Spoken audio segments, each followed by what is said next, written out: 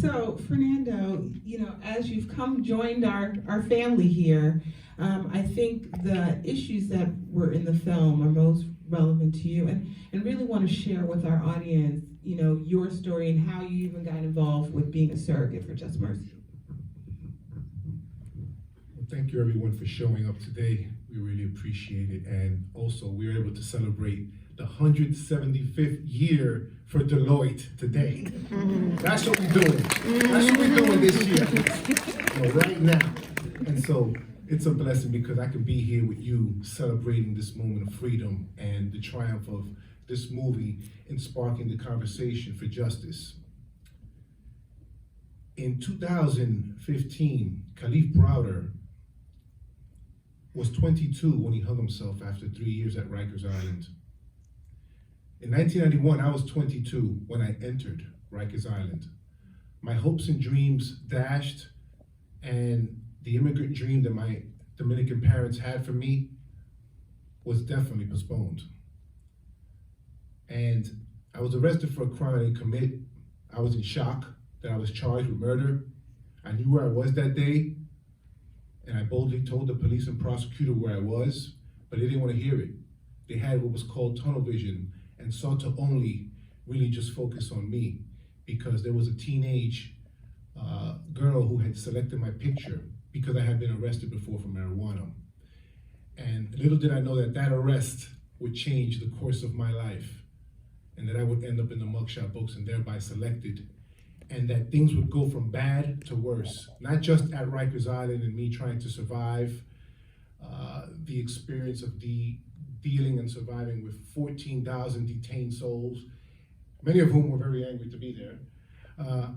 But it was a matter of also believing and placing my hopes in the American criminal justice system that it would prevail for my family and I. And it didn't. And so for the next 18 years, I would survive in a 6 by 9 foot maximum security cell, just trying to keep my wits about myself. There was a lot of themes today in the story, which I hope we'll discuss about. But for me, it was a matter of surviving and teaching myself the law, learning it when I didn't know it, educating myself, availing myself of any educational opportunity. For me, a book was like a garden in my back pocket. And I just sought to survive. And unfortunately, it took 18 years to finally prove my innocence. It was a horrific experience in which the collateral damage affected my parents, affected my brothers, my sister, my grandmother. I lost many family members, and I didn't get to celebrate many good times with them as well. And during the course, I met my beautiful wife who's with me today, and she endured the wrongful incarceration with me. And today I can proudly say that one of the reasons I live for is my children, because we had children while we were incarcerated. And every day to me is a victory that I can walk them home, not just from school when I was able to, but also wake up to them and tell them I love them and see them progress.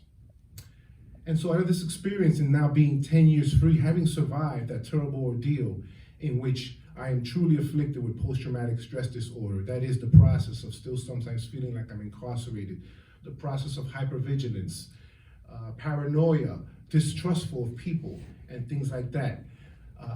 But throughout all of that, what's kept me going is the need to help support my family. And so I just started cold calling, self-marketing myself as much as I could. And I got educated, I got involved with the Innocence Project. And then after about 6 years of doing that, I moved to North Carolina. And I began the process of building my home and everything. And it became a very difficult situation because after kind of taking an academic hiatus to try to finish my book, which I hope will finally be done this year, I realized that I was empty and I was torn inside despite the satisfaction that I knew of coming home to my family every day. And one of the reasons I felt torn inside was because my family continues to be divided over my wrongful incarceration and the family conflict that it continues causing, whether it's over money, whether it's over jealousy, whether it's over the psychological damage that some of my family members refuse to take advantage of when offered. But recently, how I became a surrogate is something quite amazing to me.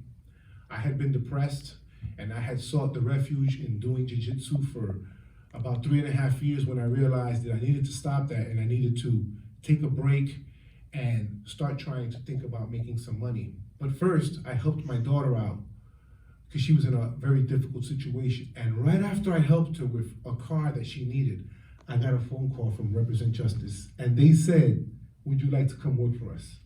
And I said, the timing could not be better to help my daughter pay off that car. And today she's doing eyelashes, she's doing so good. And she gave me 2 beautiful grandchildren who we're so proud of and who we're finally gonna see again.